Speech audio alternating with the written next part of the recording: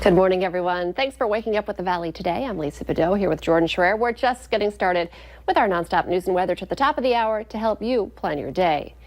New this morning, a man is in jail after a scare at a shopping mall in the Northern Valley. Police got a call around 6 last night about a man who possibly had a gun in or near Columbia Mall in Grand Forks. Mall security directed officers to the suspect, but when police approached the man, they say he took off running. After a brief foot chase and a struggle, officers arrested 33-year-old Michael Johnson of Grand Forks for terrorizing, refusing to halt, and resisting arrest. Police say no firearms were recovered near that scene. One man is accused of domestic violence for allegedly strangling a woman and then threatening to kill her. According to court records, a woman says she woke up in her South Fargo apartment last week to 37-year-old Marino Burgess strangling her. She says he told her he was going to kill her and that he had gotten away with murder before. The woman says Burgess grabbed her purse and took out nearly $1,000 in money orders. Police say the suspect appeared to be drunk when they arrested him. A former special education teacher accused of raping a student in Oklahoma is in jail in Dickinson, North Dakota. Prosecutors allege 43-year-old Daniel Bodine repeatedly assaulted one of his students for 6 months. The girl's mother called police after finding explicit messages on her daughter's phone. Bodine's new employer at a pipeline company in Dickinson contacted police. Investigators tracked his company phone and then arrested him. Oklahoma school officials say he resigned in May. It's 10 minutes before 7. Let's get a check of our storm team forecast. Well, this morning, some clouds, some areas of rain greeting us to start off the day. And this is just one round of that return of rain and thunder today. We'll have a break. We'll get some sunshine in between. Temperatures rising into the 80s again.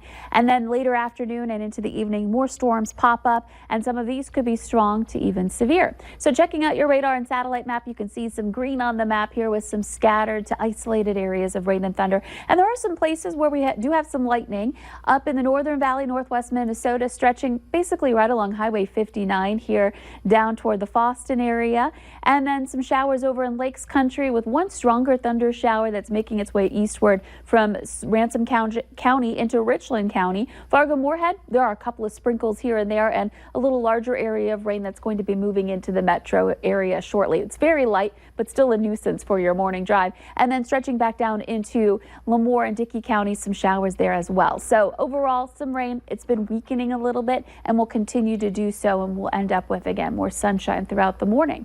Our temperatures are warm. We're in the 60s to even some low 70s. It's 72 in Gwinner, 67 in Fargo and in Grand Forks. And wind speeds are on the stronger side this morning. We're seeing winds out of the south and into the teens, sometimes gusting into the 20s.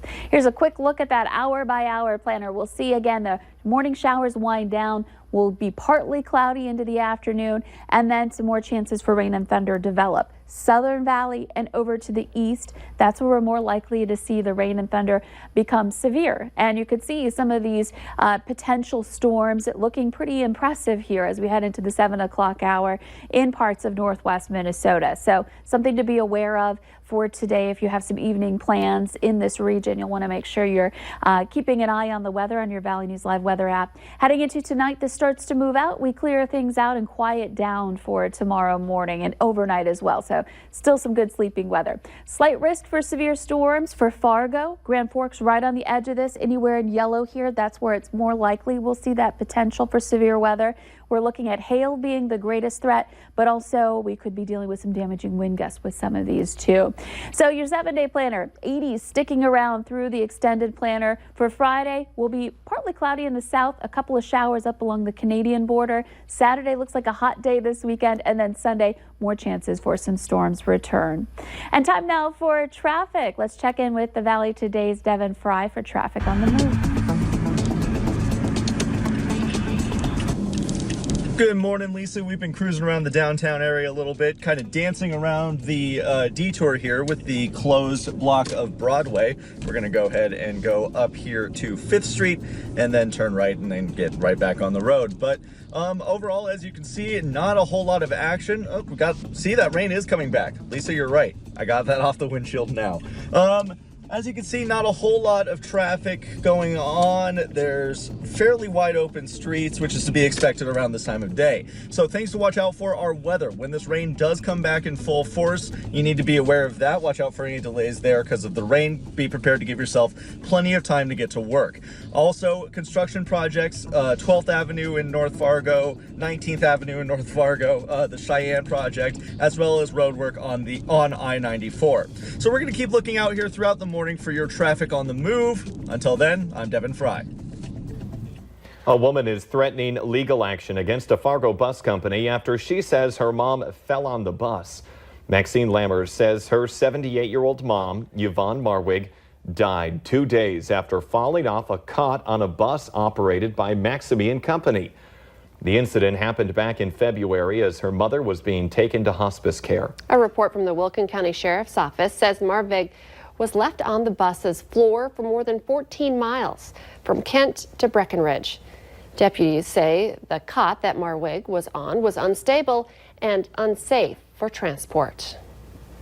A Moorhead police officer will not face disciplinary action after being accused of injuring a handcuffed woman in a hospital last year. Police say an internal investigation concluded Officer Matthew Lambert should not be disciplined. Lambert was charged with aggravated assault after hitting the woman while she was handcuffed on a hospital bed at Sanford Medical Center in Fargo last fall. But those charges were later dropped after a prosecution expert determined the officer's actions were objectively reasonable. The woman had been arrested at a Moorhead restaurant after police responded to a report of a woman who appeared to have a gun making suicidal comments. We're now hearing from people involved in that Fargo apartment fire we first told you about yesterday right here on the Valley Today. One man living on the third floor of the building says he was trapped behind his hot door and blinded by all the smoke, and firefighters had to save him. Police later arrested a woman who they say broke into a house across the street from the fire and threatened a couple with a taser. Aaron Fatland says he chased her out of the house and notified police. We were both terrified. I didn't have my glasses on, so I couldn't see a dang thing. The only thing we could figure out she was doing was she got into the basement, took a couple beers, was drinking down there, and then smoking cigarettes. Police arrested 26-year-old Rebecca Lou Collina for endangerment by fire, burglary, terrorizing, and attempted assault. More human remains have turned up in Carrington, North Dakota, but police are not sure yet if they're from the same set of remains found more than a week ago. On July 16th, police were called to an area on the city's south side after a plumbing contractor found bones while digging for a pipeline. Police got another call yesterday afternoon, and they think the bones are from an old grave. They're being examined at UND. A college student has made a discovery of a lifetime in the North Dakota Badlands. Harrison Duran from the University of California was working with Professor Michael Kjelland of Mayville State in June when he struck gold. He found a Triceratops skull, which experts say is about 65 million years old. Harrison and the professor named the dinosaur Alice after the landowner.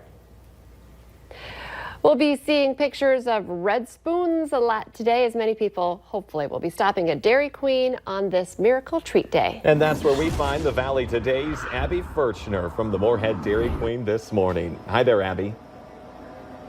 Hi, good morning, Jordan and Lisa. As you can see, we have a whole crew behind us as the Moorhead DQ has joined us this morning for Miracle Treat Day, and we just did the Blizzard competition. It was between me, Teresa, and Catherine, and so we're excited to see who won. And so, Hillary, who is the winner? Dun, dun, dun. Can we get a drum roll?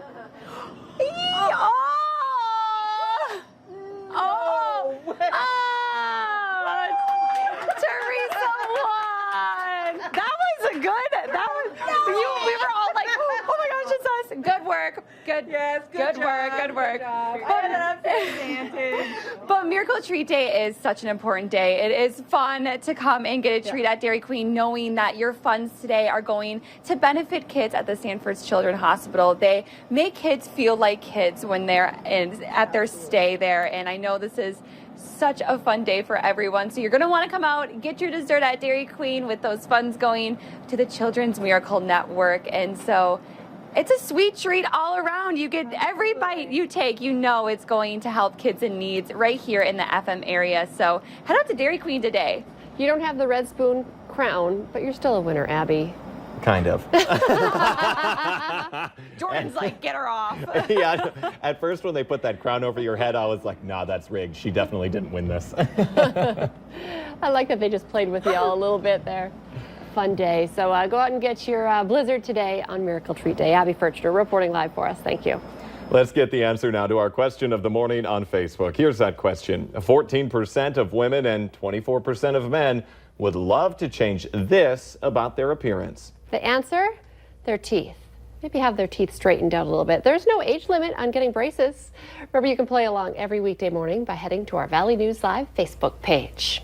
Little rain this morning. Yeah, we've had some rain, we've had some lightning and thunder too. That continues for a little while longer, then we get a break and some sunshine. We heat up back into the 80s, and then more rain and thunder returns for later tonight. We're going to look at the potential for some severe weather with hail, damaging wind gusts possible. So stay weather aware today.